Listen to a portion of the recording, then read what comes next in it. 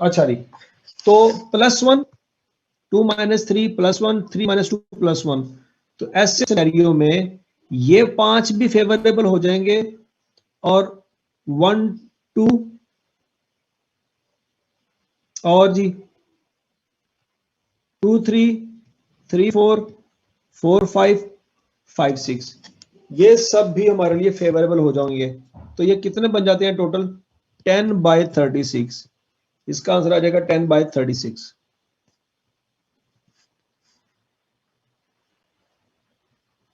ठीक हो गया जी, वेरी गुड, शाबाश। अब अगला सवाल है, both dice show same number. Same number कौन से बनते हैं जी, जरा बता दें मुझे, शाबाश।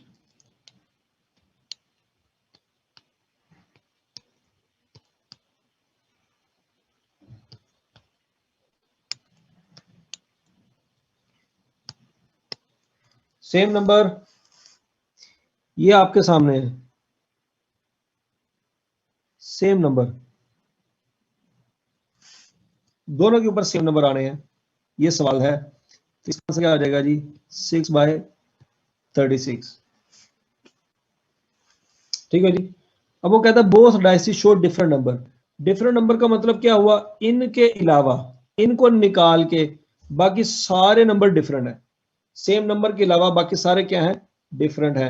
तो डिफरेंट नंबर का आंसर आ जाएगा 30/36। हाँ जी, जिन बच्चों को प्रोबेबिलिटी बिल्कुल नहीं आती थी, क्या उनको भी समझ आ रही है? बच्चों, आप में से जिस बच्चे को समझ ना आए मुझे बता देना, मैं रिपीट कर दूंगा।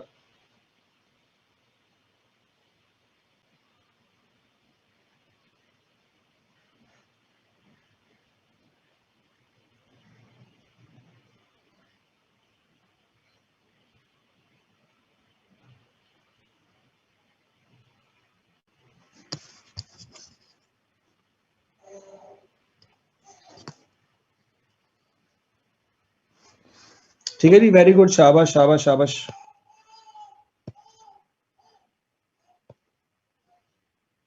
अच्छा जी, अब है जी एटलीस्ट, अब ये आखिरी पॉइंट है जी हमारा, at least one dice show 6। Difference in both outcome भी समझ आया? अच्छा जी, ठीक है। मैंने कहा था difference of both outcome is 1। मैंने बताया था डिफरेंस, देखो 3 - 2 भी डिफरेंस है, 2 - 3 भी डिफरेंस है, लेकिन इसमें आंसर आता है 1, इसमें आता है -1। हमने यहाँ पे मांगा है 1। 1 का मतलब क्या? +1। हमें सिर्फ +1 वाला चाहिए था, -1 वाला नहीं चाहिए था। तो +1 में आता है 2 1 3 2 4 3 5 4 6 5, सिर्फ ये 5 आते हैं, तो इसलिए उसका आंसर है 5/6। वैसे 2 3 भी आता है, 1 2 भी है, लेकिन इसका डिफरेंस -1 है, इसका डिफरेंस भी -1 है, ये नहीं लेंगे। ये बात समझ आ गई थी आपको?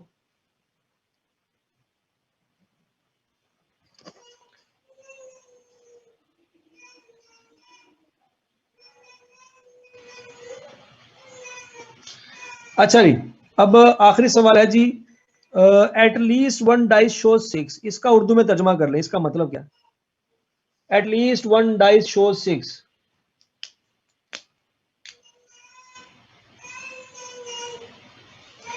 एटलीस्ट वन डाइस शो 6, कि वो कहता है कम से कम एक डाइस जो है वो 6 शो करे। तो 6/36 है, सोच ले एक दफा। कम से कम एक पर 6 आएगा। वेरी गुड, शाबाश उबैद, बहुत अच्छे। अब मुझे ये बताएं कि क्या दोनों पे भी 6 आ सकता है कि नहीं? क्या दोनों पे 6 आ सकता है?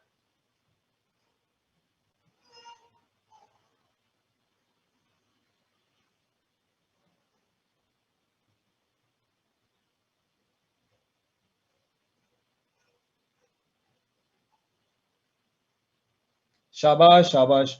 अब जरा गौर से देखना बेटा, ये मैं सारे सिलेक्ट कर रहा हूं, ये जरा गौर से देखें, क्या ये सारे फेवरेबल आउटकम है?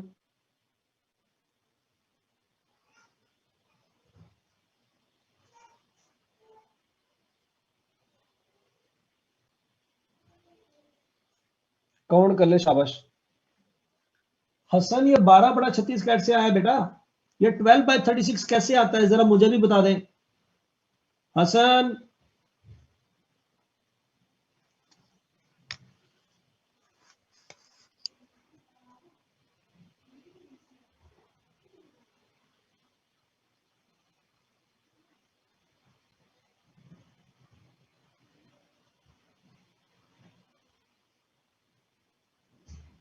हमारी स्क्रीन हैंग है।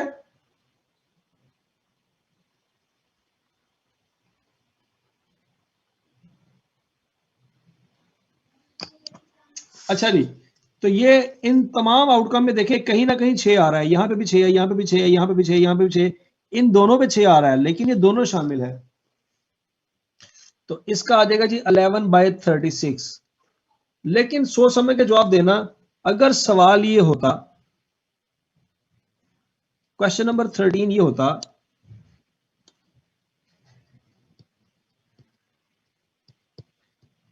कि ओनली वन डाइस शो 6, फिर आंसर क्या होता? ओनली वन डाइस शो 6,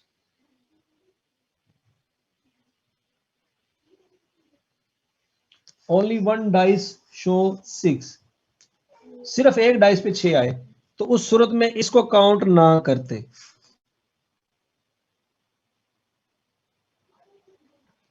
6/36 नहीं आना था बेटा, 6/36 नहीं आना था।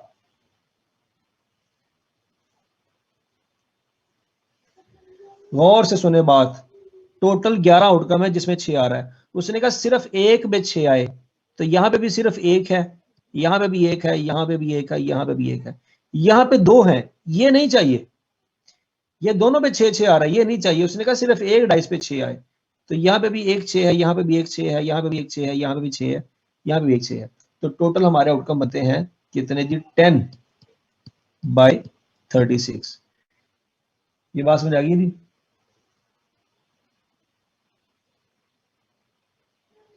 अच्छा जी, बच्चे का सवाल है जी, both dices show same number, ये बता दे एक दफा। चलिए जी, ये जरा सुन ले दोबारा।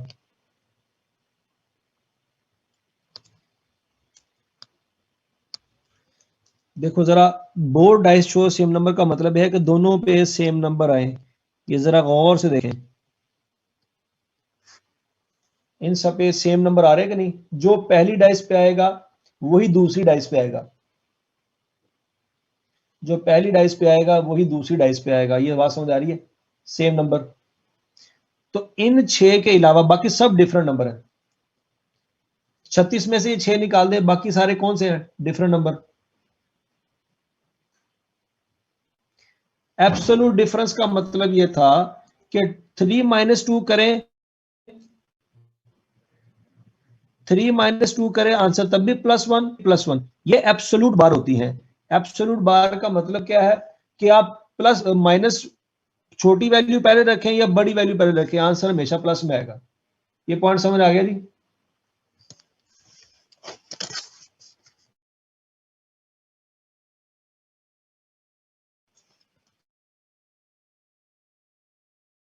दफा 6 आ रहा है,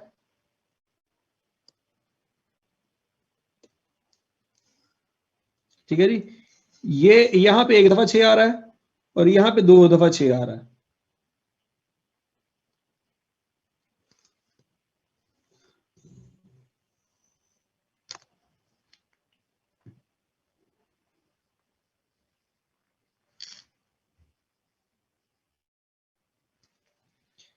ठीक है जी, यहां तक क्लियर सबको?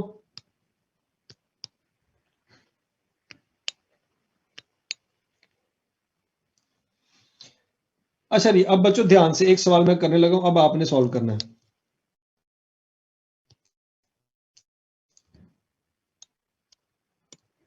सवाल नंबर है जी 14। First dice show a higher number then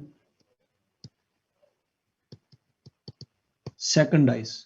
हाँ जी बच्चों, ये बताओ जरा, first dice show a higher number than second dice, बताएं जी इसका आंसर क्या होगा?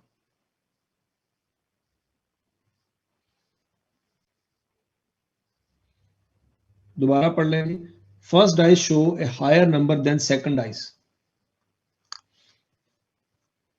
पहले सवाल को सही तरह से समझे, उर्दू में समझे, उर्दू में क्या कह रहा है। पहले उर्दू में इस सवाल को उर्दू में ट्रांसलेट करेंगे, बात समझ आ जाएगी।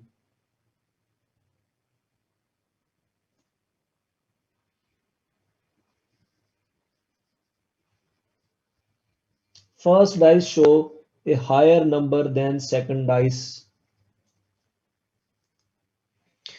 पहले बेटा इसको आराम से तसल्ली से इसका उर्दू में तर्जमा करो, पहले इसको उर्दू में सोचो। इंग्लिश में शायद आपको ये बात समझ ना आए, पहले इसका उर्दू में तर्जमा करिए, इसका मतलब क्या है।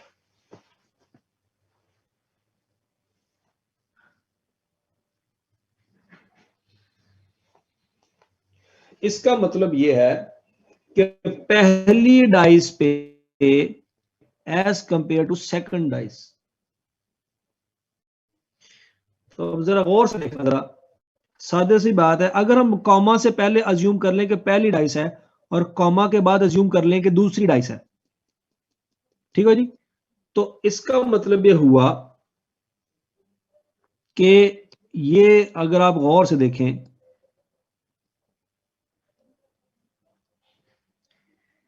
ये सारे आउटकम को गौर से देखें आप,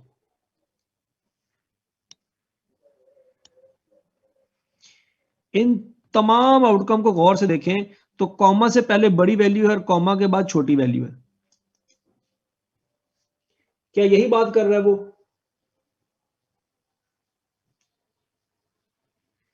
क्या ये बात कर रहा है वो? शाबाश बताएं।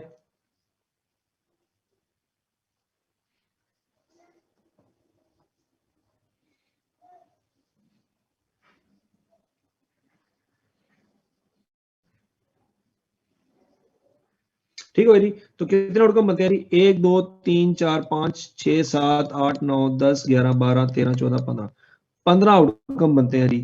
तो ये आ जाएगा जी 15 डिवाइडेड बाय 36।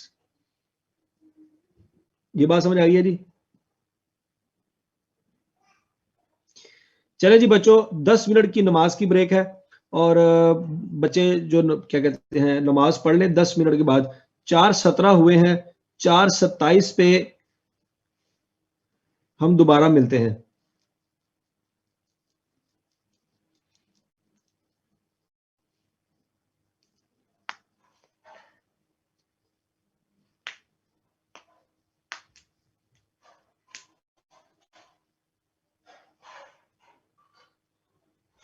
अच्छा, अब ये भी मसला है, कुछ जगहों पे नमाज का टाइम नहीं हुआ।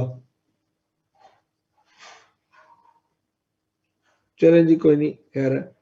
अच्छा जी सर, अगर eight most one dice show 6, इसका उर्दू में तर्जमा करें आप खुद। Eight most one dice show 6, ज्यादा से ज्यादा एक डाइस 6 शो करें, ठीक है जी। तो eight most one dice show 6, मतलब दोनों पे 6 नहीं आना चाहिए, किसी एक पे 6 आ जाए। इसका मतलब यह भी है कि किसी दो पे 6 ना भी आए। तो इसके अलावा सारे आउटकम फेवरेबल हो जाएंगे। इसका आंसर आ जाएगा 35/36। Eight most one dice show 6 का आंसर होगा कि 0 6 आ जाए या 1 6 आ जाए। तो इन तमाम आउटकम में, ये जितने भी आउटकम आपके सामने लिखे हुए हैं, इन सब में किसी पे 0, किसी पे 6 नहीं है। तो 0 6 वाले ये सारे हैं और 1 6 वाले ये सारे हैं। सिर्फ ये आउटकम नहीं आएगा, बाकी सारे आएंगे। सादा अल्फाज में 35/36। ये बात समझ आ गई है जी? At most one dice show 6, ये क्लियर है?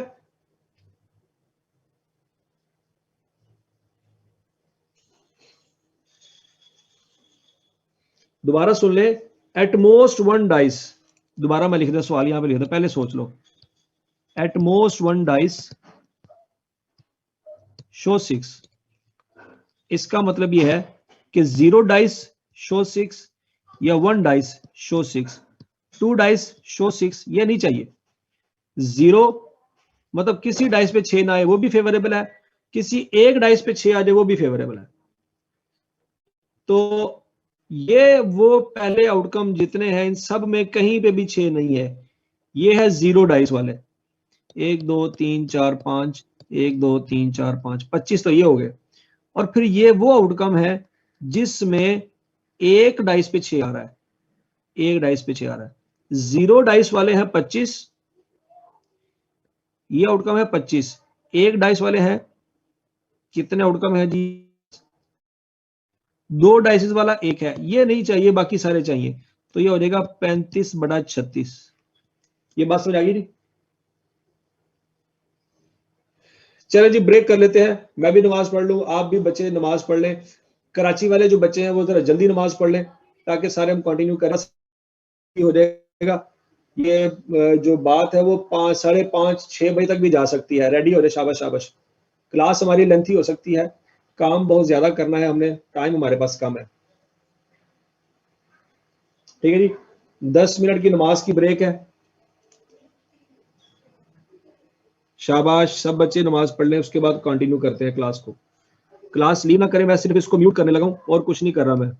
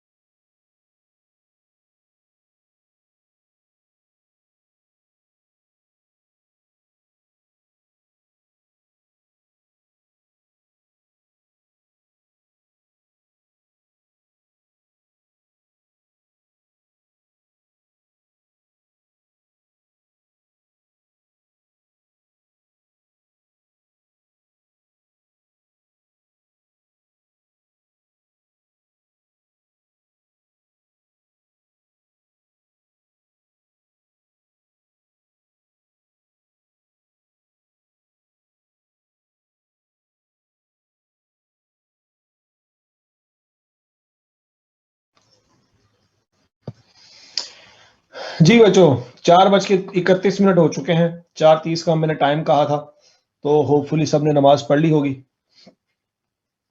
तो आप इस तरह से कीजिएगा कि कल जब क्लास शुरू होना तो आप वजू करके बैठे। ठीक हो गया? हाँ जी बेटा, paper work definitely, paper work allowed नहीं है, कोई मसला नहीं है, लेकिन फिर भी आपको सवाल आ सकते हैं। आपने वर्किंग की होगी, आपको अच्छी तरह से आइडिया हो जाएगा कि डाइसिस में आउटकम कितने आते हैं। आप ये वैसे भी सोच सकते हैं।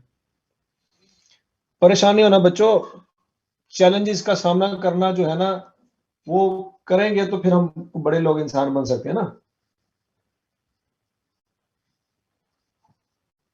हाँ जी, रिग्रेशन कोरिलेशन भी मैं करवा दूंगा, बिल्कुल परेशान ना हो।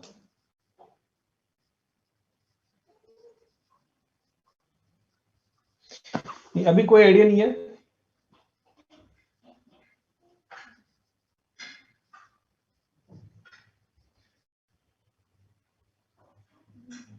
बाबन यार, थैंक यू थैंक यू।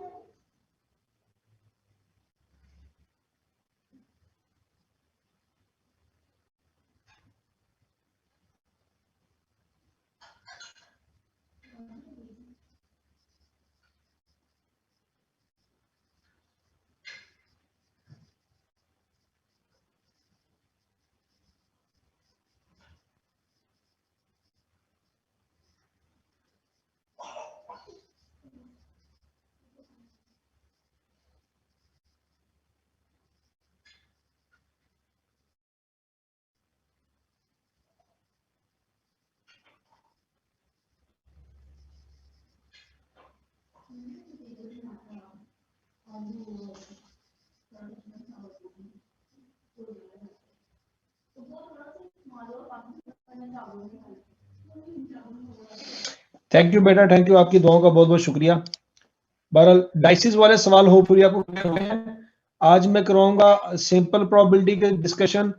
मैं कल, मेरी कोशिश है कि कल मैं जो एग्जाम में सबसे इंपॉर्टेंट सवाल जो एग्जाम पॉइंट ऑफ व्यू से आएंगे ना, मैं कल सबसे पहले उसकी प्रैक्टिस कराऊंगा। हाँ जी बेटा, जिनको एरर आ रहा है ना, वो ब्राउजर से ज्वाइन करें, वो एप्लीकेशन से ज्वाइन ना करें, ये ब्राउजर से ज्वाइन करेंगे।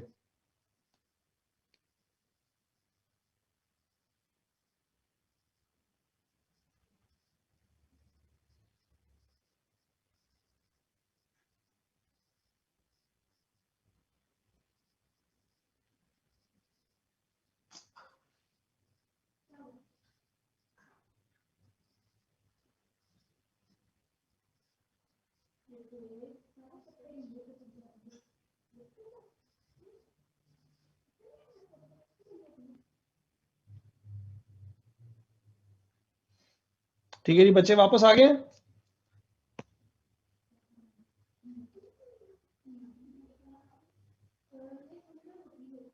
हाँ जी, पीडीएफ में आपको मिल जाएगा, परेशान हो, पीडीएफ में मिल जाएगा आपको।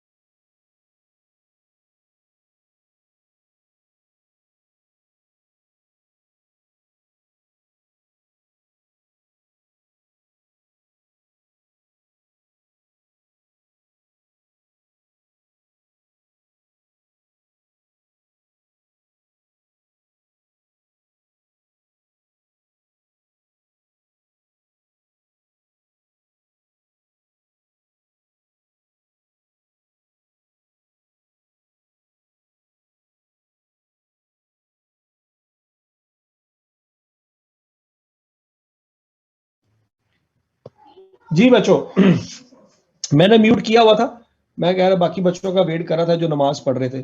चले जी, अब हम सफिशिएंट नंबर हो गया हमारे पास, हम इंशाल्लाह आगे इससे आगे कंटिन्यू करते हैं। तो कल मैं इंशाल्लाह जो ना सिंपल प्रोबेबिलिटी के ऊपर जो मोस्ट क्या कहते हैं इंपॉर्टेंट जो क्वेश्चन है ना वो करवाएंगे इंशाल्लाह हम।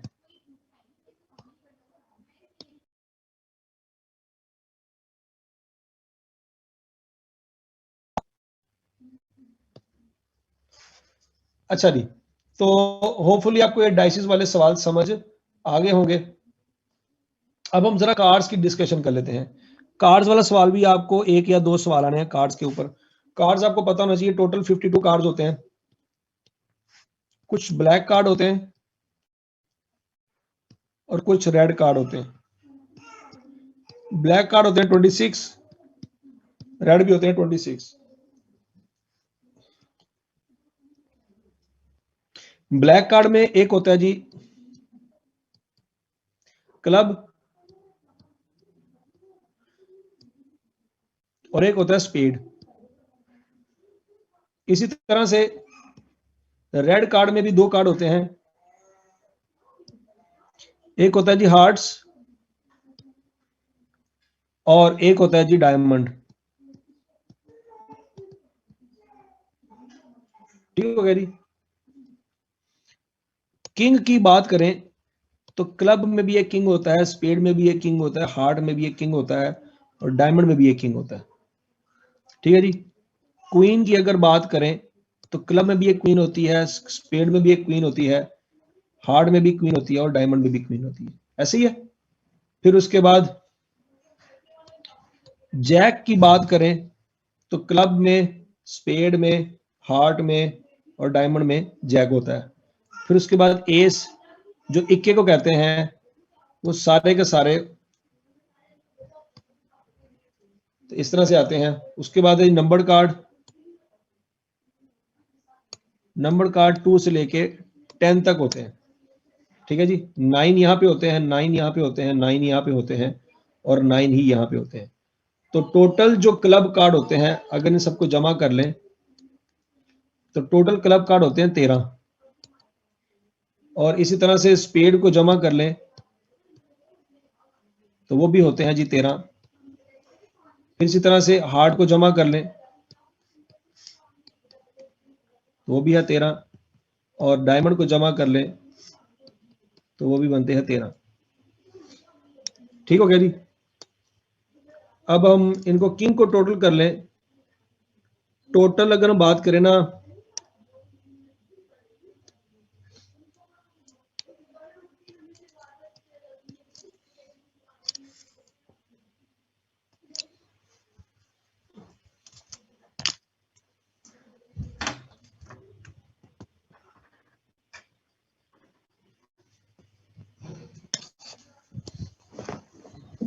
टोटल जो होते हैं ब्लैक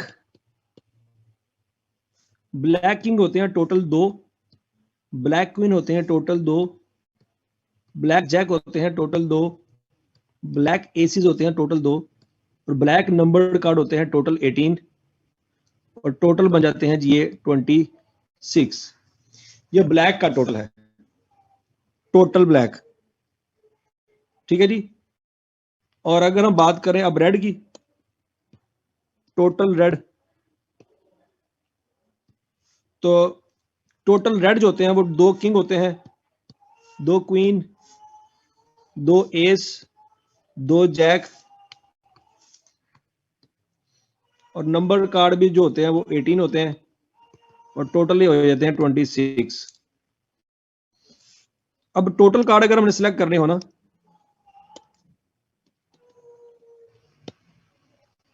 टोटल कार्ड्स, तो ये जरा देखिएगा, ब्लैक किंग 2 है और रेड किंग भी 2 है तो टोटल किंग हो जाएंगे 4। ब्लैक क्वीन 2 है, रेड क्वीन भी 2 है, टोटल क्वीन हो जाएंगी 4। ब्लैक एस 2 है और रेड एस भी 2 है, टोटल हो गए 4। इस तरह से जैक भी 2 2 4 और नंबर्ड कार्ड 18 और 18 36 और टोटल कर लेंगे तो ये कितने बन जाते हैं जी 52। ठीक है जी, इस तरह से है। अब याद रखिएगा फेस कार्ड किसको कहते हैं? फेस कार्ड कहते हैं जी किंग को, क्वीन को और जैक को, जिनके ऊपर फेस बना होता है। टोटल कार्ड बनते हैं 12। इन्हीं फेस कार्ड इन्हीं फेस कार्ड को हम पिक्चर कार्ड भी कह सकते हैं। यहां तक की सारी सिचुएशन समझ आ रही है आपको? ये मुझे जरा बता दें, ये सारी कार्ड्स आपको क्लियर है?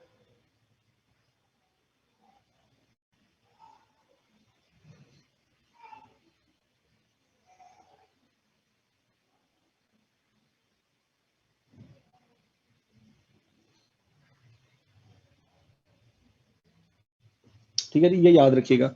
पिक्चर कार्ड भी मतलब आई कैप में एक दफा सवाल आया फेस कार्ड, और समटाइम सवाल आया पिक्चर कार्ड। इन किंग क्वीन जैक को फेस कार्ड पिक्चर कार्ड भी कहते हैं।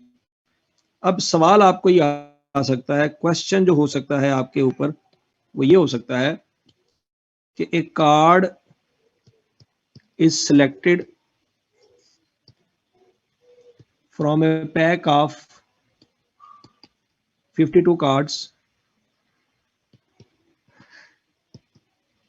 Find the probability that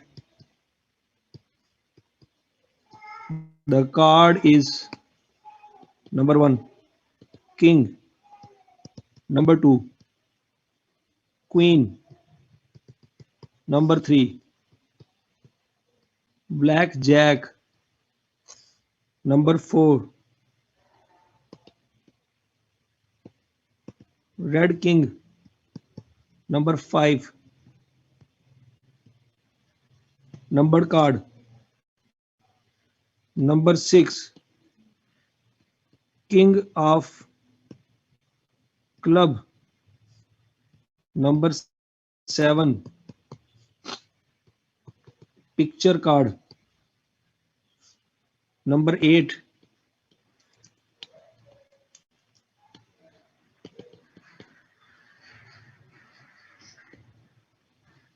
red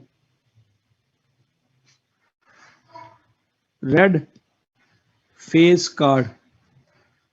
हाँ जी, ये सवाल है जी।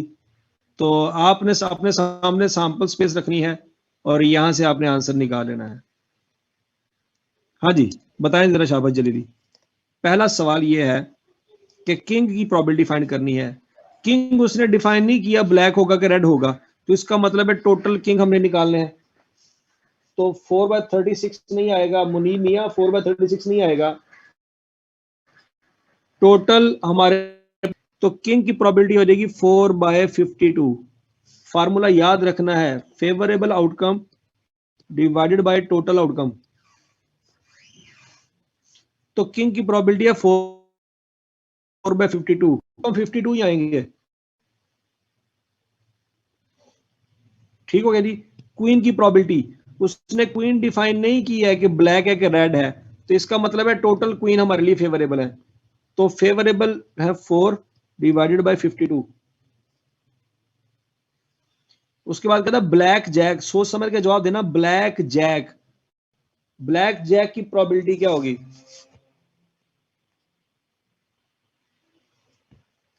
शाबाश शाबाश शाबाश। उसने जैक नहीं कहा, ब्लैक जैक का है। ब्लैक जैक का मतलब है 2, फेवरेबल आउटकम है हमारे 2, तो इसका आंसर रहेगा जी 2/52। शाबाश। अब आगे वो कहता है रेड किंग, किंग नहीं कह रहा, वो रेड किंग कह रहा है। तो वैसे तो टोटल किंग 4 हैं, लेकिन रेड किंग 2 हैं, तो 2/52।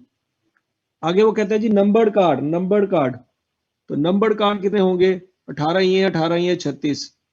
तो इसका आंसर क्या आ जाएगा? 36/52। शाबाश शाबाश, वेरी गुड वेरी गुड। अब वो कहता है जी king of club, king of club, king of club. सिर्फ किंग नहीं कहा, किंग ऑफ क्लब का है। तो वैसे तो 4 किंग है, लेकिन क्लब का एक ही किंग है, तो इसमें फेवरेबल आउटकम एक ही आएगा, तो 1/52। आगे कहता है पिक्चर कार्ड। मैंने अभी भी आपको बताया कि पिक्चर कार्ड 12 होते हैं, तो इसका आंसर क्या आ जाएगा? 12/52। Very good. अब है जी red face card, red face card. सोच समझ के जवाब देना। वैसे फेस कार्ड 12 होते हैं, लेकिन रेड वाले कौन से होंगे? 2 ये हैं, 2 ये हैं, 2 ये हैं, 6, तो 6/52।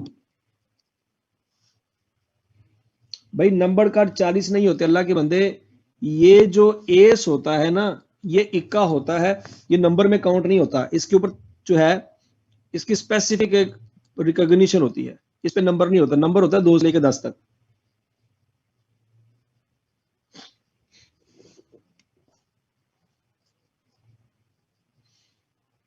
ठीक हो गया जी। ये कार्ड वाली प्रोबेबिलिटी समझ आ गई आपको? एंड वाला मैं रिपीट करता हूं, रेड फेस कार्ड, वैसे फेस कार्ड होते हैं 12। कौन से? 4 ये वाले, 4 ये वाले, 4 ये वाले। लेकिन उसने कहा है रेड फेस कार्ड सारे नहीं चाहिए, सिर्फ रेड वाले चाहिए। तो रेड वाले 2 ये हैं, 2 ये हैं, 2 ये हैं, 6 बनते हैं। अब बात समझ आ गई है जी?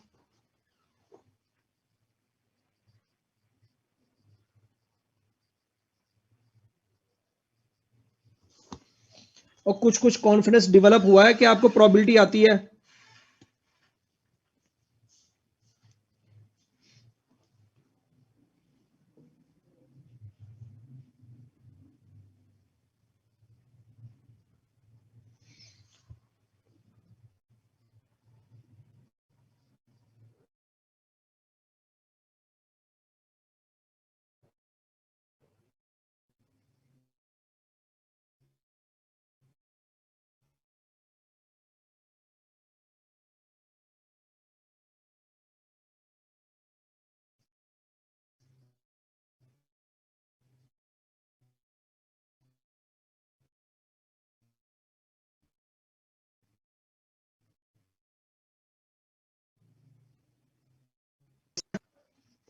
इंशाल्लाह परेशान हो आप लोग, अगर किसी को समझ नहीं आ रही तो मैं दोबारा पढ़ा दूंगा, टेंशन नहीं लेनी आपने।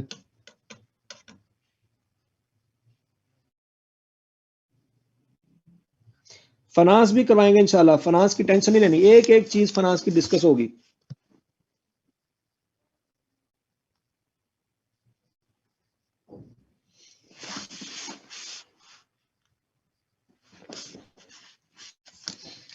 हाँ जी, फाइनेंस डिटेल में डिस्कस होगा, परेशान नहीं होना आपने, ठीक है? हाँ जी बताएं जी, कार्ड वाले में कौन सी चीज समझ नहीं आई?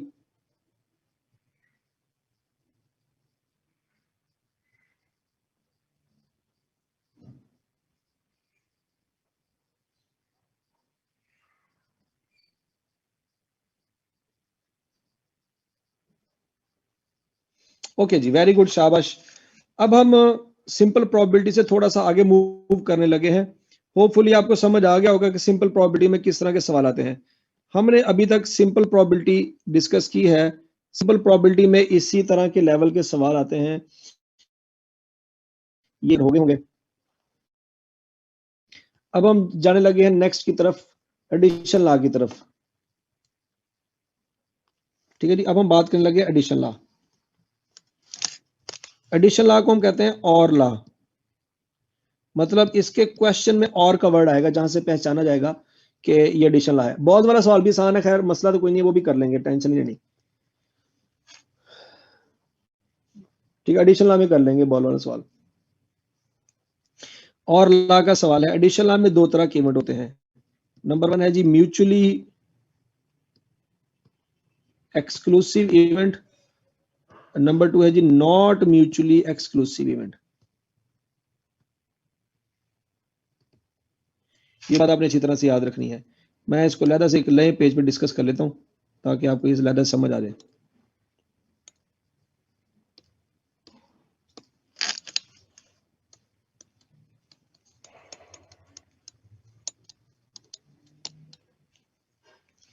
एडिशन लॉ है जी, एडिशन लॉ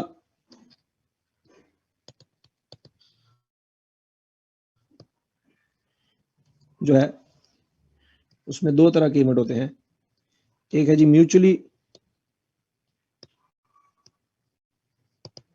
एक्सक्लूसिव इवेंट और एक है नॉट म्यूचुअली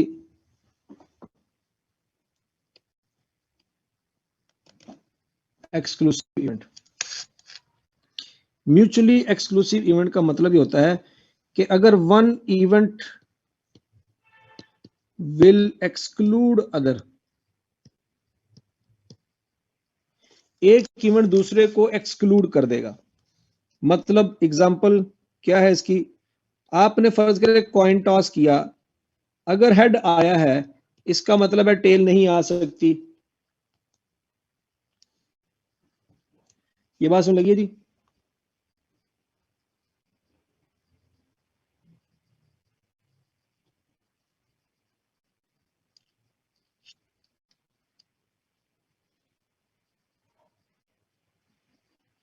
ठीक है जी। अगर हेड आएगा तो इसका मतलब है टेल नहीं आ सकती, हेड ने टेल को एक्सक्लूड कर दिया। ठीक है जी। इसी तरह से अगर आपने कार्ड सेलेक्ट किया और आपने कार्ड आया किंग, अगर किंग आया है तो इसका मतलब है क्वीन नहीं आ सकती। ठीक हो गया जी। अगर फेस कार्ड आया है इसका मतलब है कि नंबर्ड कार्ड नहीं आ सकता, और अगर रेड कार्ड आया है इसका मतलब है ब्लैक कार्ड नहीं आ सकता। ये बात समझ आ रही है कि अगर आप एक इवेंट की बात करेंगे तो वही इवेंट बताएगा कि दूसरा नहीं हो सकता, एक इवेंट दूसरे को एक्सक्लूड कर देगा। अगर इस वक्त बात ये करें कि अगर कोई बच्चा पास हो गया है इसका मतलब है कि वो फेल नहीं हो सकता। अगर इस वक्त दिन है इसका मतलब है रात नहीं हो सकती। अगर दिन है तो रात नहीं हो सकती, पास है तो फेल नहीं हो सकता। अगर कोई बंदा किसी जॉब के लिए सिलेक्ट हो गया है तो इसका मतलब है वो रिजेक्ट नहीं हो सकता। एक इवेंट दूसरे इवेंट की नफी कर रहा है। ये बात समझ आ रही है। ऐसे इवेंट आपस में म्यूचुअली एक्सक्लूसिव इवेंट होते हैं। ये एग्जांपल क्लियर है। अच्छा जी, अब नॉट म्यूचुअली एक्सक्लूसिव इवेंट कौन से इवेंट होते हैं? ऐसे event can occur at the same time.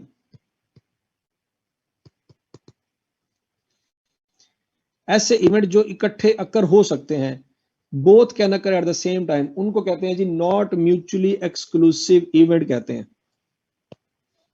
ठीक है जी। ये बात आपने इसी तरह से याद रखनी है, उसको कहते हैं जी not mutually exclusive event. For example, अगर मैं ये कहूं कि कल जनाब सूरज निकलेगा,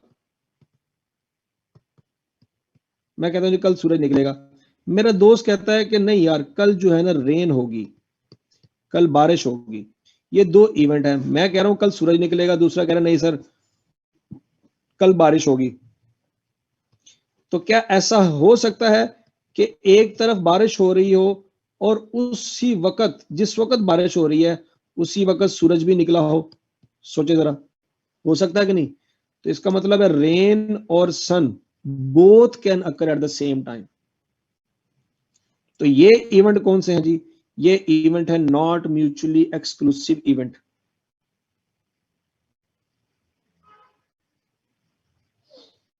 और बात समझ आ गई है?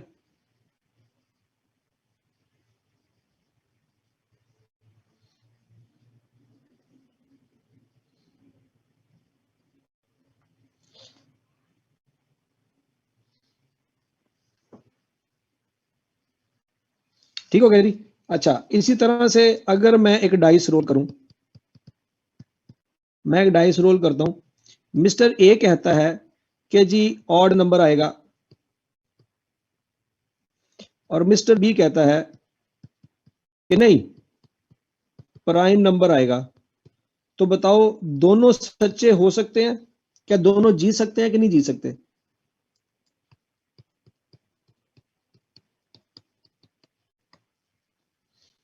ठीक है जी। मिस्टर ए कह रहा है जी ऑड नंबर आएगा, मिस्टर बी कह रहा है नहीं जी प्राइम नंबर आएगा। तो ऑड नंबर है 135, प्राइम नंबर है जी 235। तो ऐसा हो सकता है कि जब 3 सिलेक्ट हो जाए या 5 सिलेक्ट हो जाए, ए भी जीत गया बी भी जीत गया। ये पॉइंट समझ आ रही है? इसका मतलब है ये इवेंट इकट्ठे अकर हो सकते हैं, ऑड नंबर और प्राइम नंबर इकट्ठे आ सकते हैं। ठीक हो गया। अच्छा जी, आगे एग्जांपल ले लेते हैं। मैंने कार्ड सिलेक्ट करना है, मिस्टर ए कहता है कि किंग सिलेक्ट होगा, देख लेना। किंग सिलेक्ट होगा। बी कहता है नहीं, पक्की बात है कि रेड कार्ड सिलेक्ट होगा। तो क्या मुझे बताएं, क्या ऐसा हो सकता है कि एक कार्ड रेड भी हो और किंग भी हो? ठीक है जी। तो एक card at same time king भी हो और रेड भी हो। तो ये कौन से इवेंट है एट द सेम टाइम जो अकर हो रहे हैं? इसको कहते हैं जी नॉट म्यूचुअली एक्सक्लूसिव इवेंट। ये बात समझ आ गई है? क्या ऐसा पॉसिबल है कि नहीं है? ठीक है जी। तो ये है जी नॉट म्यूचुअली एक्सक्लूसिव इवेंट है। ये समझ आ गई? यहां तक की स्टोरी समझ आ गई आपको?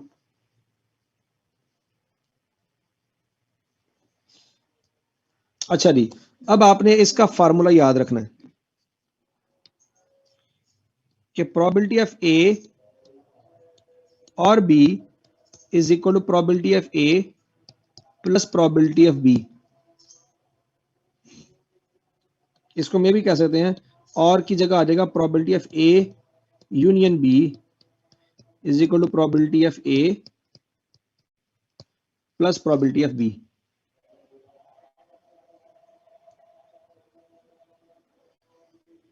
ठीक है जी। अब नॉट म्यूचुअली एक्सक्लूसिव में प्रोबेबिलिटी ऑफ ए और B is equal to probability of A plus probability of B minus probability of A and B. ये नॉट म्यूचुअली के लिए है।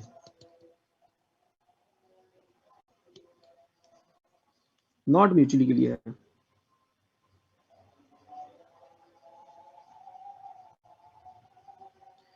सुंदर साहब परेशान ना हो, मैं आपको जो सवाल दूंगा ना, अगर वो सवाल नहीं होंगे तो वो भी मैं करवा दूंगा, आपने परेशान नहीं होना। ठीक है। मैं सिर्फ आपको टॉपिक नहीं पढ़ाऊंगा, सवाल भी करवाऊंगा। मैं आपको आज होमवर्क दूंगा, वो होमवर्क आपने करना है। जो जो सवाल नहीं होंगे ना, वो मैं कल आपको पहले करवाऊंगा, तो फिर आगे चलेंगे। सिर्फ जो सवाल दे रहा हूं सिर्फ ये आपने 17 दिनों में करना और कुछ नहीं करना। बाकी सारे सवाल छोड़ दें। ठीक हो गया? बाकी जो कुछ भी आपने नोट्स वगैरह इकट्ठे करके रखे हुए हैं वो साइड पे कर दें।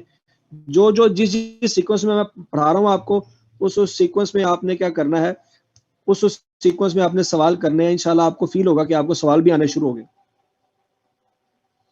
ठीक है जी। ये परेशानी अब आपने नहीं लेनी।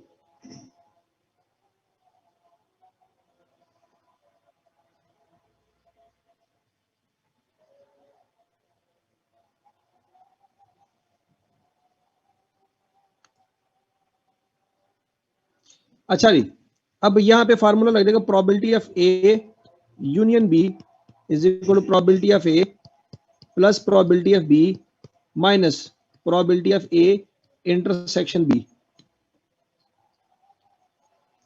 ठीक है जी। अजान हो रही है, अजान खत्म होती है तो फिर मैं दोबारा कंटिन्यू करता हूँ।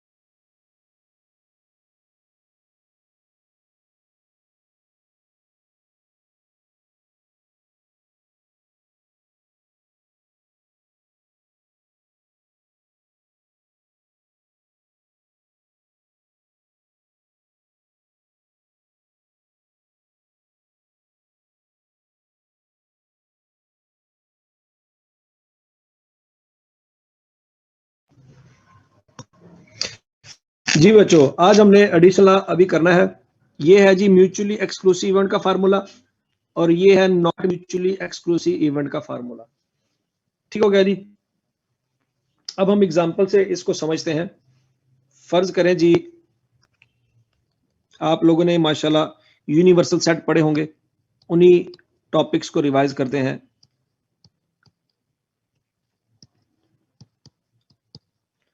फर्ज करें जी आपके पास ये यूनिवर्सल सेट है और सेट ए में ये वैल्यूज हैं।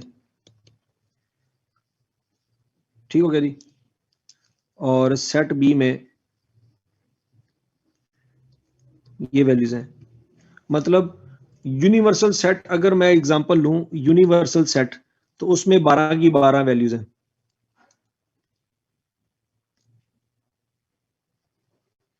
बारह की 12 वैल्यूज 1 2 3 4 5 6 7 8 9 10 11 और 12। ये है जी यूनिवर्सल सेट। ठीक हो गया।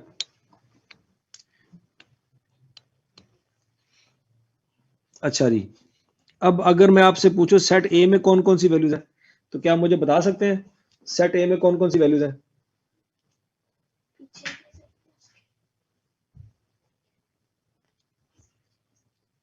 सेट ए में वैल्यूज है जी 1 2 3 5 6 7 9। सेट ए में ये वैल्यूज है। और सेट बी में जो वैल्यूज हैं वो कौन सी हैं जी? 8 10 11 एंड 12। ठीक हो गया जी। अब यूनिवर्सल सेट में टोटल 12 वैल्यूज हैं। मुझे बता सकते हैं सेट ए में टोटल कितनी वैल्यूज हैं?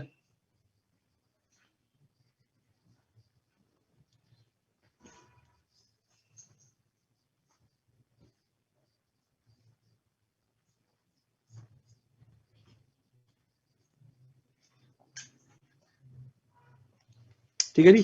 कितनी वैल्यूज हैं जी? 1 2 3 4 5 6 7। 7 वैल्यूज हैं। और सेट बी में कितनी वैल्यूज हैं? 1 2 3 4 5, सॉरी 4।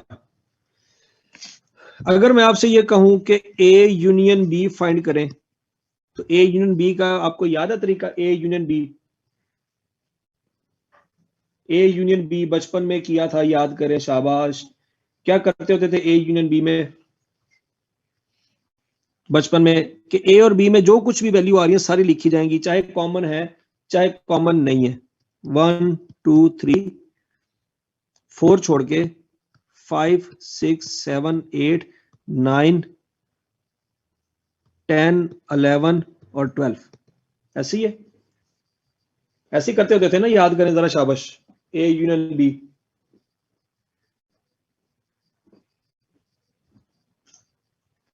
वेरी गुड, शाबाश। ए यूनियन बी में टोटल कितनी वैल्यूज हैं? 1 2 3 4 5 6 7 8 9 10 11। टोटल 11 वैल्यूज है। ऐसी ए यूनियन बी में कितनी वैल्यूज है? 11 वैल्यूज है। ओके। अब टोटल मेरी जो सैंपल स्पेस है उसमें 12 वैल्यूज हैं। अगर मैं आपसे कहूं कि ए की प्रोबेबिलिटी फाइंड करें, तो ए के फेवरेबल आउटकम है 7 और टोटल आउटकम है 12, तो ए की प्रोबेबिलिटी हो जाएगी 7/12। ये बात समझ आ रही है आपको? ए की प्रोबेबिलिटी क्लियर है सबको? ए में फेवरेबल आउटकम 7 है तो ए की प्रोबेबिलिटी हो जाएगी 7/12। बी के टोटल आउटकम 4 है तो बी की प्रोबेबिलिटी हो जाएगी 4/12। ए यूनियन बी में टोटल वैल्यूज है 11, तो probability of A union B हो जाएगी 11/12। ये बात समझ आ रही है आपको? 11/12। अच्छा जी, अगर मैं आपसे कहूं कि ए इंटरसेक्शन बी फाइंड करें, ए इंटरसेक्शन बी, सोचो जरा, ए और बी में कुछ कॉमन है? ए और बी में कुछ कॉमन नहीं है, इसका एम्प्टी सेट बनता होता है, कुछ याद है? इसको एम्प्टी सेट कहते होते हैं, खाली सेट, नल सेट कह लें, एम्प्टी सेट कह लें। तो ए इंटरसेक्शन बी की प्रोबेबिलिटी हो जाएगी 0/12 इज इक्वल टू 0। ये बात याद है? अब जरा गौर से देखें, probability of A union B आई है 11/12 और इसमें कुछ भी कॉमन नहीं है, nothing is common. Nothing is common का मतलब ये है कि ये जो इवेंट है, ये कौन से इवेंट है जी? म्यूचुअली एक्सक्लूसिव इवेंट है। म्यूचुअली एक्सक्लूसिव, जो इवेंट ए में आएगा बी में नहीं आ सकता, जो बी में है वो ए में नहीं आ सकता, इनमें कुछ भी कॉमन नहीं है। तो ए यूनियन बी की प्रोबेबिलिटी है 11/12। तो मेरे मुताबिक, इस फार्मूले के मुताबिक, ए यूनियन बी की प्रोबेबिलिटी एक और तरीके से भी आ सकती है। वो कैसे? अगर हम ए की प्रोबेबिलिटी को और बी की प्रोबेबिलिटी को जमा कर लें, मतलब ए की प्रोबेबिलिटी यहां पे क्या है? 7/12, ठीक है जी। ए की प्रोबेबिलिटी है जी 7/12 और बी की प्रोबेबिलिटी क्या है जी? 4/12। तो आंसर आ सकता है दोबारा?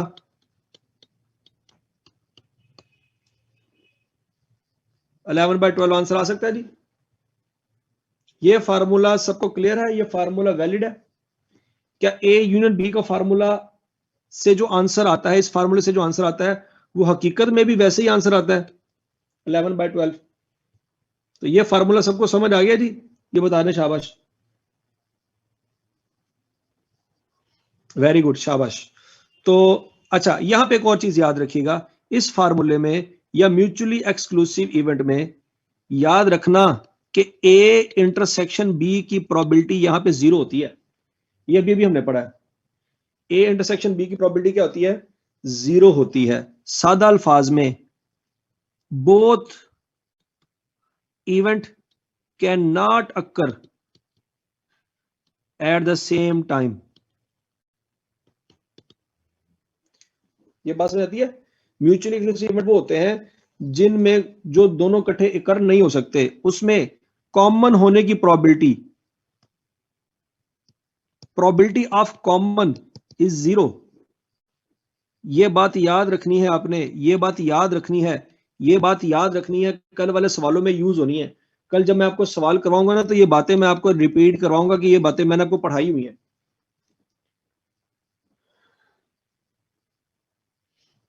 ठीक है जी, ये बात याद रखनी है, वेरी गुड, शाबाश। अब हम दूसरी एग्जांपल ले लेते हैं कि अगर कुछ इस तरह से हो जाए कि बी जो है आउटकम, वो इस तरह से हो जाए, ए आउटकम है जी 1 3 5 6 7 9 और बी आउटकम है जी 6 7 8 10 11 12। अब जरा गौर से देखना, क्या यूनिवर्सल सेट में कोई वैल्यू चेंज हुई है? अब जरा देखिए, इसमें कॉमन नजर आ रहा है आपको कि नहीं नजर आ रहा? कॉमन है कि नहीं है? कॉमन है। तो इसका मतलब है ये नॉट म्यूचुअली एक्सक्लूसिव इवेंट है, नॉट म्यूचुअली एक्सक्लूसिव इवेंट है। शाबाश शाबाश, ये बात समझ आ रही है आपको? ये है जी not mutually exclusive event. Okay, universal set में तो 12 वैल्यूज हैं, लेकिन ए में वैल्यूज कितनी है? 1 2 3 4 5 6 7, 7 वैल्यूज हैं। 1 2 3 4 5 6 7, सॉरी 4 तो नहीं है, 5 6 7 9, 7 वैल्यूज ही हैं। अब बी में कितनी वैल्यूज हैं, जरा वो बताइएगा। बी में वैल्यूज हैं 6 7 8 10 11 12। बी में अब 4 वैल्यूज नहीं है, बी में है अब 6 वैल्यूज। ठीक हो गया? ए यूनियन बी में मुझे बताएं, ए यूनियन बी में वैल्यूज 11 ही हैं या बढ़ गई हैं या कम हो गई हैं? ए यूनियन बी में वैल्यूज बताएं, शाबाश। ए यूनियन बी में 11 वैल्यूज ही हैं, ये कम नहीं हुई। अच्छा जी, ए इंटरसेक्शन बी में, A intersection B, A intersection B का मतलब है कॉमन। कॉमन कितनी वैल्यूज आ रही हैं? 2 आ रही हैं, एक 6 आ रही है और एक 7 आ रही है। ये एम्प्टी सेट नहीं है। Okay, very good. अब जरा देखिएगा, मेरी ए की प्रोबेबिलिटी आ रही है 7/12, बी की प्रोबेबिलिटी आएगी मेरी 6/12। ये बात समझ आ रही है आपको? बी की प्रोबेबिलिटी है 6/12, ये क्लियर है?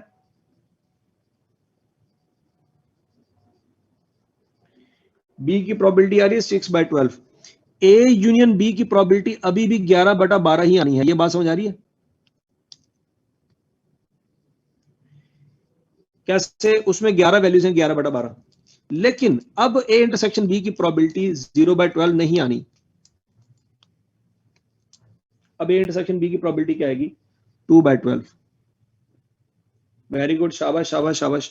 कॉमन है उसकी प्रोबेबिलिटी, इसमें कितनी वैल्यूज हैं? 2, तो प्रोबेबिलिटी क्या हो जाएगी? 2/12।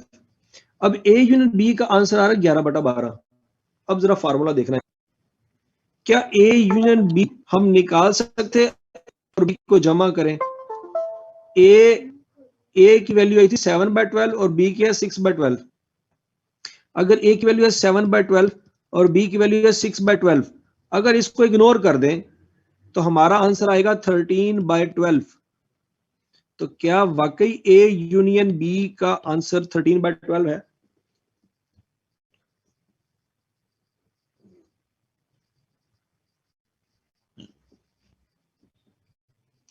ठीक है जी।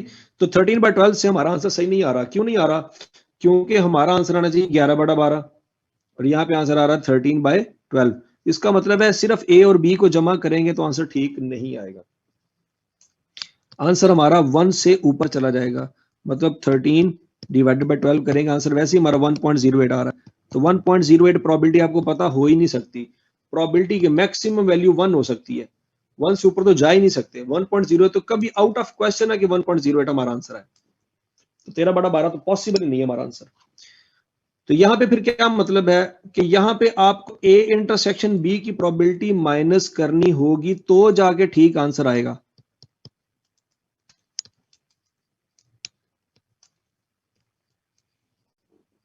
ठीक है जी, कॉमन को माइनस करेंगे। अब लॉजिक नहीं समझ आ रही कि प्रोबेबिलिटी तो हमेशा जमा होती है, ये माइनस क्यों हो रही है? प्रोबेबिलिटी को माइनस क्यों होना चाहिए? माइनस क्यों कर रहे हैं? प्रोबेबिलिटी तो कभी माइनस नहीं होती,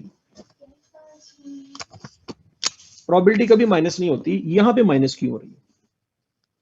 प्रोबेबिलिटी कभी नेगेटिव हो ही नहीं सकती, जब नेगेटिव हो नहीं सकती तो फिर माइनस क्यों हो रही है?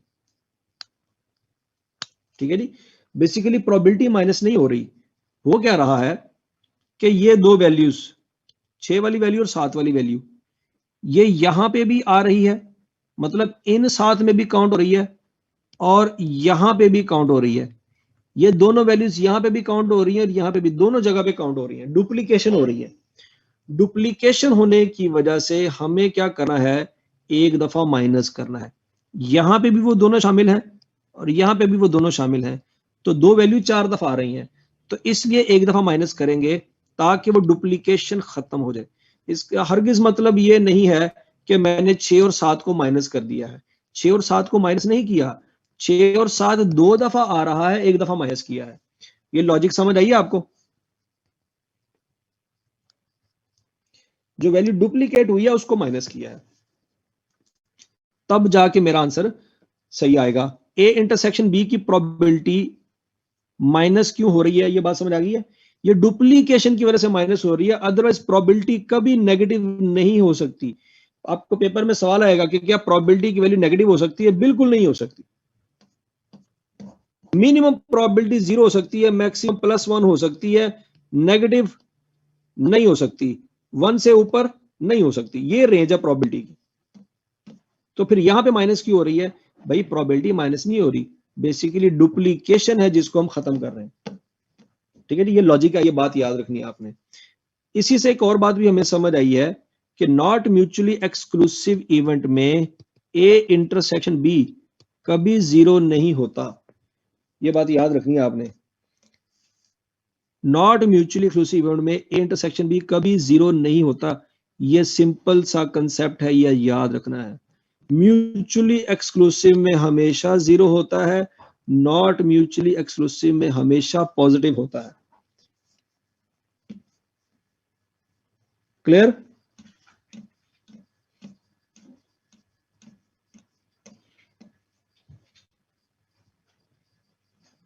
अच्छा जी, अब इसके ऊपर कुछ सवालों की प्रैक्टिस कर लेते हैं।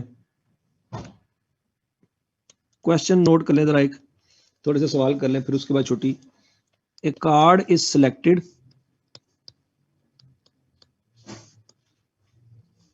From a pack of 52 cards. find the probability that the card is king और क्वीन। अब जरा गौर से देखो, यहां पे आर का वर्ड आ रहा है। अगर तो सिर्फ किंग पूछा जाता सिंपल प्रोबेबिलिटी थी, अगर सिर्फ क्वीन पूछा जाता सिंपल प्रोबेबिलिटी थी। पहली दफा बीच में और का वर्ड आ रहा है। ठीक है जी, अगर और का वर्ड आएगा तो एडिशन लॉ है। ये बात समझ आ गई है? पता चलेगा सवाल में एडिशन लॉ है या सिंपल प्रोबेबिलिटी है।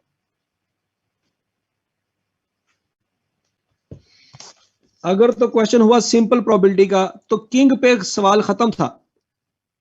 अगर सवाल होता सिंपल प्रोबेबिलिटी का तो क्वीन पे सवाल खत्म था। पहली दफा हम देख रहे हैं कि बीच में और आ रहा है।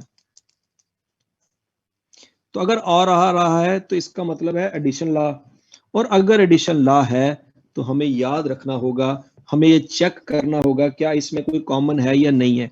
तो सोच ना, किंग यूनियन क्वीन हमने फाइंड करना है, क्या ये म्यूचुअली एक्सक्लूसिव है या नॉट म्यूचुअली एक्सक्लूसिव है। ये जरा सोचें, शाबाश।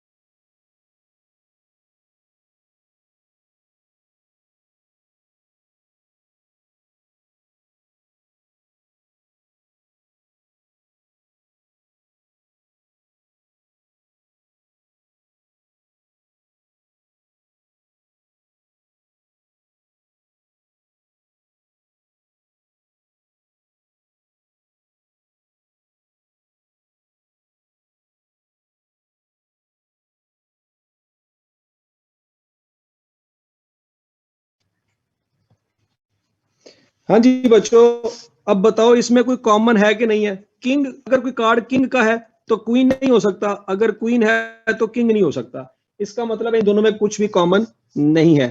तो इसमें सिंपल किंग और क्वीन की प्रोबेबिलिटी निकाल के जमा कर देंगे। तो 4/52 प्लस 4/52 आंसर आ जाएगा हमारा 8/52। ये बात समझ आ गई आपको? जल्दी बता दें, शाबाश शाबाश शाबाश, फिर हमने क्लास क्लोज करनी है। Very good. अच्छा, अगर आपको सवाल आ जाए किंग और रेड, अब सोच समझ के जवाब देना आपने। किंग और रेड ये कौन से इवेंट हैं? और आ गया एडिशन लॉ। एडिशन लॉ के बाद सोचना है कौन से इवेंट है, म्यूचुअली या नॉट म्यूचुअली। शाबाश शाबाश शाबाश बच्चों, हौसला नहीं हारना, हौसला नहीं हारना, मैं आपके साथ हूं, परेशान नहीं होना आपने।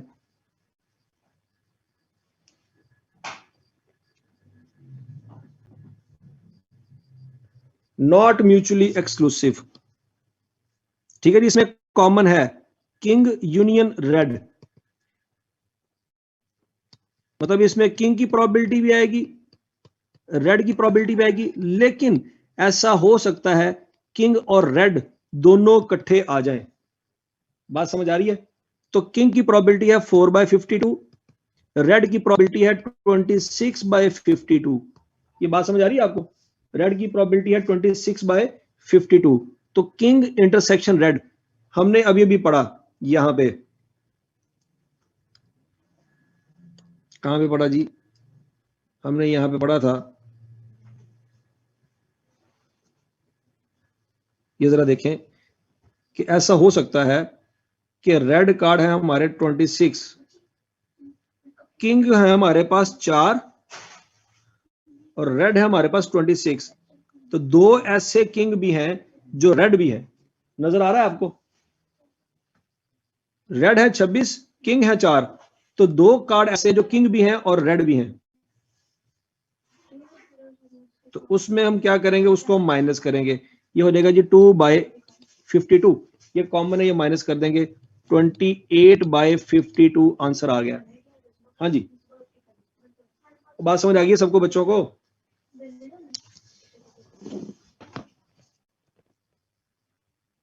चले जी, वेरी गुड, हो गया। यहां तक सवाल करें, बाकी मैं आपको ना इंशाल्लाह जो होमवर्क है ना, वो मैं आपको जो सिलेक्टेड क्वेश्चन है वो मैं आपको व्हाट्सएप कर देता हूँ, पीडीएफ की फॉर्म में मैं आपको डॉक्यूमेंट दे देता हूँ, वो आपने घर बैठ के करने हैं और कुछ नहीं करना। अगर वो सवाल आपसे हो गए, इसका मतलब है आपको प्रोबेबिलिटी आती है। सिर्फ वो सवाल करने हैं, बाकी दाएं बाएं सब कुछ छोड़ दें, उसी में से पेपर आ जाएगा इंशाल्लाह। पेपर उसी में से आएगा जो मैं आपको दूंगा, परेशानी होना आपने, ठीक है। थैंक यू जी बच्चों, नमाज पढ़ लो मगरिब की, यहाँ पे आज खत्म करते हैं, कल इंशाल्लाह इसको मजीद थोड़ा सा एक्सटेंड करेंगे। थैंक यू जी, अल्लाह हाफिज।